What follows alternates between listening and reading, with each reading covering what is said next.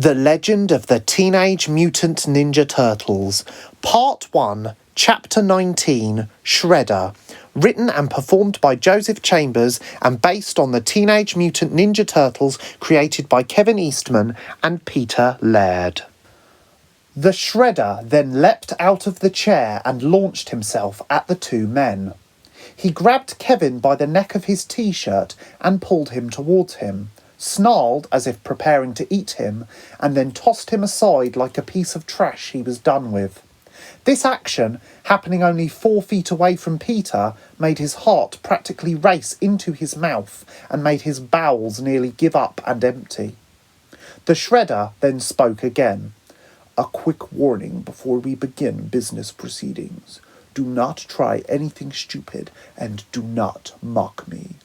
Ask the rest of Yakayam, and they will tell you I am not afraid to dispose of anyone for the slightest mistake. You are lucky that for now you are useful to me. Now," he adopted a dark and deeply troubling tone, "tell me more about this turtle boy." When the Shredder had told Peter and Kevin he had a use for them, they had not expected much, other than a simple take-out-the-targets kind of gig, or maybe a raid. They were therefore surprised when pretty much everything under the sun happened to them in a matter of days. Firstly, they had been briefly questioned about the boy they had seen and told they would be returning to New York to try and destroy him and his family after they had been appropriately tested of their worthiness for the mission.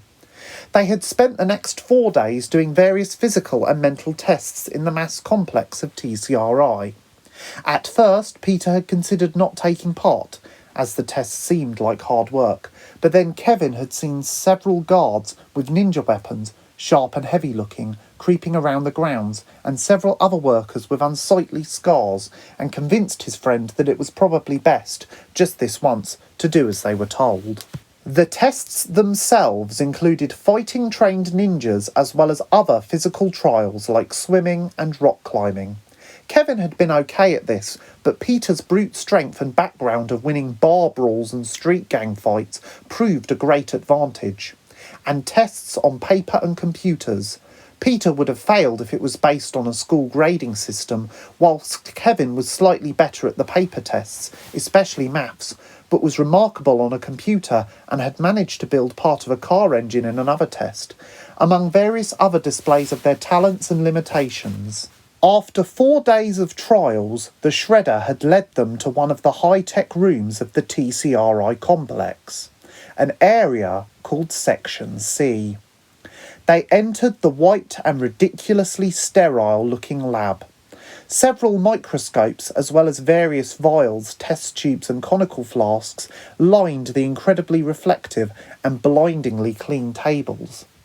Some of these had clear tubes twisting and shooting out of them at multiple angles, which led multicoloured and, in some cases, luminous fluids either to other vials, a couple of shiny metal tanks in the centre of the room, or out of the room altogether through neatly cut holes in the wall. The far wall of the room also appeared to have nearly 100 monitors showing some simulations of substances and their effects on the human body.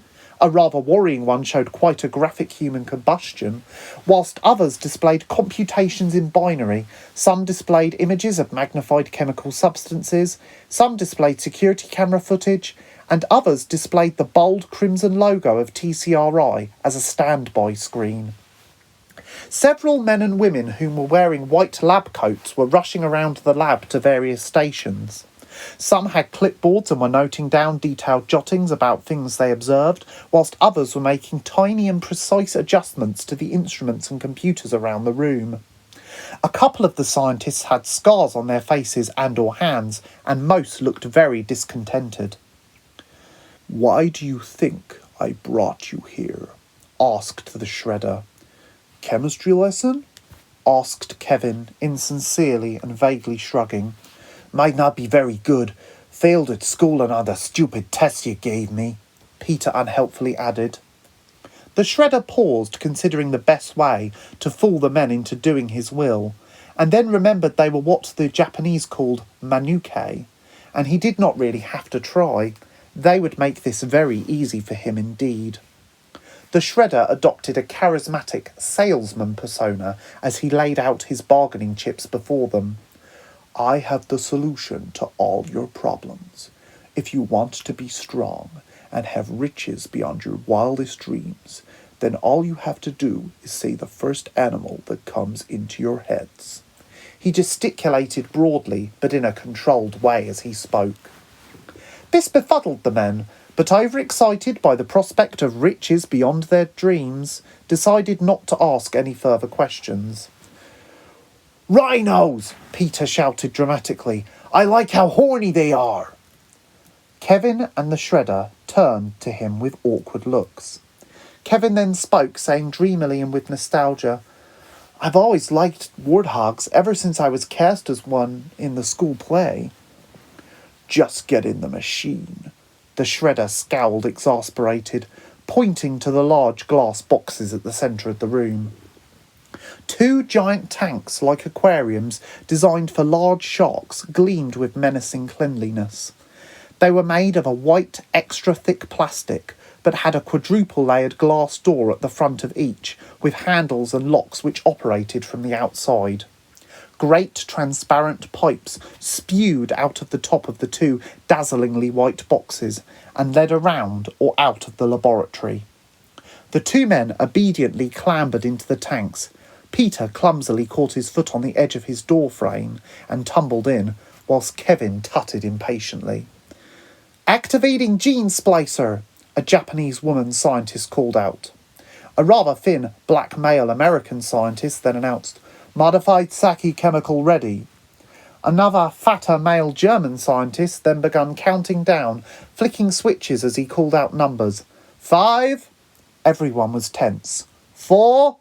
A beam crossed Shredder's face, which no one saw through his metal mask as it covered all but his haunted and ragingly red eyes.